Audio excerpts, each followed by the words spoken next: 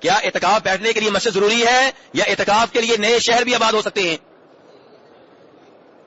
کیا اعتکاف کے لیے مسجد ضروری ہے یا اعتکاف کسی کوٹھی میں اور کسی گھر میں بھی ہو سکتا ہے؟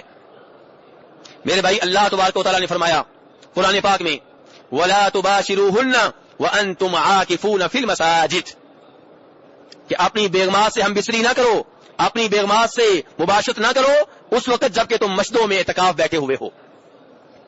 اللہ نے یہ نہیں کہا کہ اعتکاف کی حالت میں مباشرت نہ کرو، کہا مسجدوں میں جب اعتکاف کر رہے ہو تب مباشرت نہ کرو۔ اس کا مطلب یہ ہے کہ اعتکاف مسجد میں ہوتا ہے، گھر میں یا باہر صحرا میں یا جنگلات میں نہیں ہوتا۔ یہ پہلی دلیل میں نے دی ہے۔ دوسری دلیل یہ ہے کہ نبی صلی اللہ علیہ وسلم مسلسل اعتکاف بیٹھتے رہے۔ اگر مسجد کے علاوہ اعتکاف جائز ہوتا تو آپ ایک بار گھر میں بیٹھ جاتے تاکہ لوگوں کو معلوم ہو جاتا کہ مسجد کے علاوہ بھی اعتکاف جائز ہے۔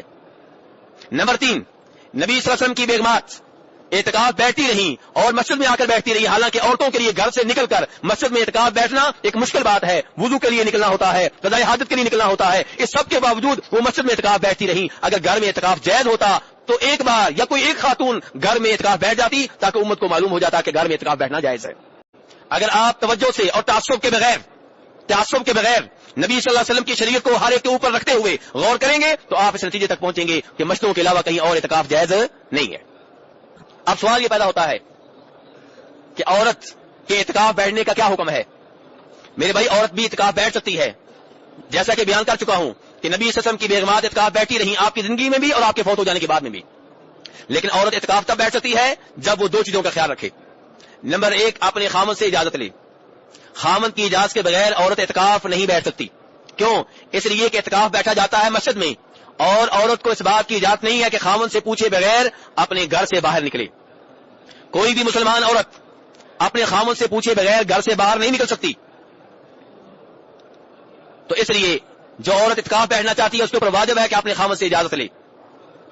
اب یہاں پہ سوال یہ پیدا ہوتا ہے کہ اگر خامن نے اجازت دے دی، یہ خاتون اعتکاف بیٹھ گئی، اب اگر خامن واپس بلائے اعتکاف ختم کرے تو کیا اس بات کی اجازت ہے؟ میرے بھائی، عورت کے اعتکاف کی طرف دیکھا جائے گا۔ اگر اس کا اعتکاف وہ ہے جو واجب نہیں ہے، کسی منت کا نتیجہ نہیں ہے، کسی نظر کا نتیجہ نہیں ہے، عام اعتکاف ہے، تو چونکہ اعتکاف نفلی عبادت ہے، واجب نہیں ہے، تو خامن واپس بلانا چاہے تو ایسی خاتون کو واپس بلا سکتا ہے،